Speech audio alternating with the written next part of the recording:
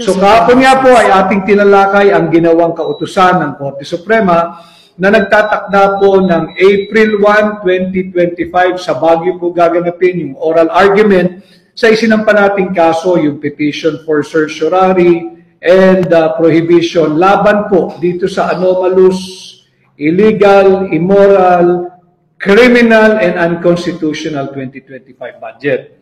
May advisory po ang Korte Suprema at marami po kasi nagtatanong sa akin, ano na raw ang nangyari doon sa tinatawag nating yung request po nating subpoena na hiningi po natin yung subpoena, na subpinahan yung kopya ng enrolled bill. At bukod po doon, humihingi din tayo na subpinahan sana ng Korte Suprema yung original copy of the General Appropriations Bill. Para po sa nagtatanong, sa magaganap po na preliminary conference sa February 2028, inatasan po ng Korte Suprema, dahil tayo po ay nag-file ng motion na mag-issue ng subpoena ducis tecum, ilabas po yung enrolled bill at ilabas din yung tinatawag nating kopya ng General Appropriations Bill. Ang utos po ng Korte Suprema ay isumite by personal service not later than February 24, 2025 at 12 noon. Ang inaatasan po nila dyan ay ang respondents, yung pong House of Representatives Bills and Index Service, yung Secretary General, yung Speaker of the House, at pati po siguro, yung dagdag ko lang po ito, adjust ko lang ng kaunti dahil mawawala na po pala ng baterya itong ating ginagamit na hiniram na isang unit. So yun po ang kautusan, ito po yung kautusan o advisory ng Korte Suprema na ilabas po ng mababang kapulungan yung original copy of the enrolled bill.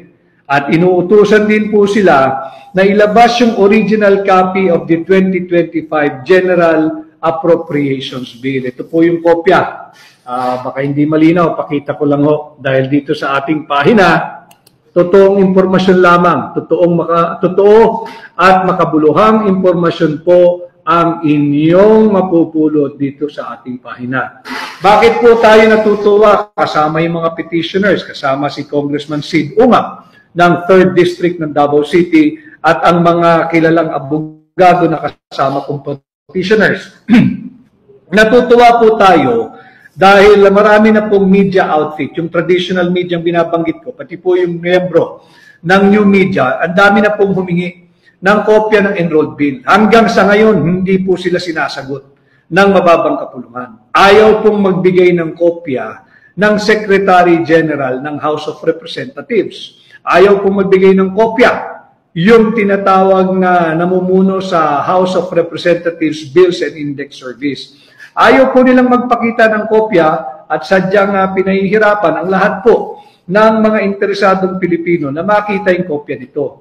Bagamat last week ay doon po sa isa nating pagla-live, nabanggit ko po sa inyong lahat na sa ating pong pagsasaliksik, meron tayong nakita dyan sa archive section ng House of Representatives, na yun nga po ay blanco po yung pirma ng Speaker of the House. Blanco po yung pirma ng Senate President. Blanco po yung pirma ng Senate Secretary. At blanco po yung pirma ng Secretary General ng House of Representatives. Yan po yung nakita natin sa archive section ng House of Representatives. Ano po ang implikasyon nun? Pag sinabi po nating archive section, yan po yung taguan ng mga original na kopya ng mahalagang dokumento. Kung blanco at walang pirma, yung kopya ng enrolled bill, diyan po sa archive section na ating pong nakita ng ating research team last week, diyan sa archive section, ibig sabihin, wala silang maipapakitang enrolled bill na hinihingi ng Korte Suprema. Naiipit na po sila. Mahalaga ito, buti na lamang nagsaliksik yung ating team, tingnan natin kung meron silang may ilalabas na kopya ng enrolled bill na pirmado ng Pangulo ng Pilipinas, ng Senate President, ng Speaker of the House, ng Senate Secretary, ng Secretary General ng House of Representatives. Dahil pag meron silang naipakitang dokumentong pirmado, lumalalim at dumarami ng dumarami ang mga krimen na nagaganap at kanilang ginagawa. Sapagkat wala hong makita roon. Hanggang ngayon, wala pong makita. Wala pa ho tayong nakikita. Wala pa hong natatanggap ang ating mga abogado ng kopya ng kanilang komento, kagaya ng pinag-uutos ng Korte Suprema.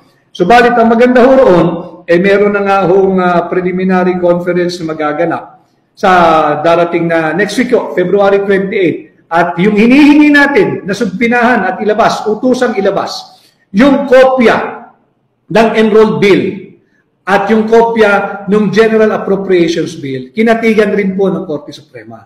So dito nakikita natin, dahan-dahan tayo nagtatagumpay, bagamat 65% na po ng 2025 budget had been released by the Department of Budget and Management sa iba't ibang ahensya at departamento.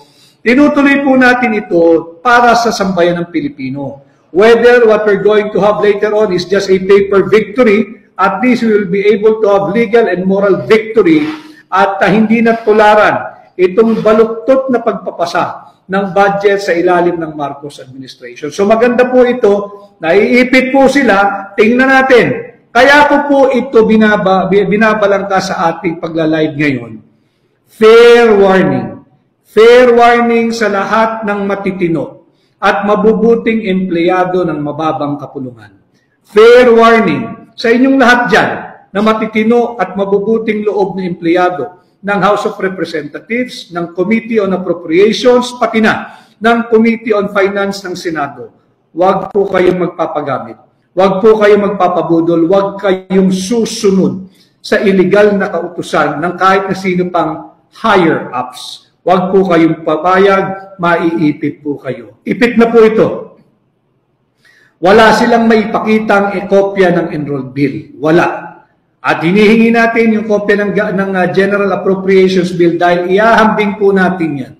Doon sa ating nakita at nakita naman ninyo, may tatak, may stamp na receive ng House of Representatives Bills and Index Service blanco. Pag itong may pakita nilang enrolled bill, ay meron ng mga halaga, lalo po silang malulubog sa kumunoy na sila rin ang gumawa. Kaya yung mga kababayan natin na nagtatrabaho sa mababang kapulungan, dyan sa Senado, huwag po kayong magpapagamit, huwag kayong susunod sa illegal na kautusan ng higher-ups, ilalaglag kayo niyan. Nakita naman ninyo nung naiipit na sila, sinong tinuro? Kasalanan daw ng mga miyembro ng Technical Working Group, kasalanan daw ng mga technical working staff ng mga congressmen at senador. Mantakin ninyo, nung nagkabuhol-buhol na, sila ang nagnanakaw ng bilyong-bilyong piso, ilalaglag yung mga matitino, mabubuti at honest na empleyado ng House of Representatives at Senado dahil lamang sila ay miyembro ng technical working group o technical working staff. Mag-iingat po kayo, wag po kayong susunod. Ito po ay kautusan na, pinapakita ko po sa inyo. Ito po ay kautusan ng Korte Suprema. Inatasan na po ang mababang kapulungan at ang Senado, ilabas ninyo ang kopya ng enrolled bill on or before noon of February 24. Pinalalabas na rin po ang kopya ng General Appropriations Bill. Mahalaga ito dahil dito ikukumpara natin yung kopya ng Vice-Cam report.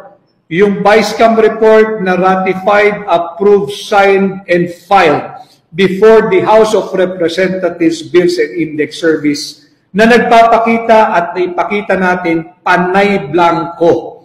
28 items blanco, nagkakahalagang higit kumulang ay 241 billion pesos.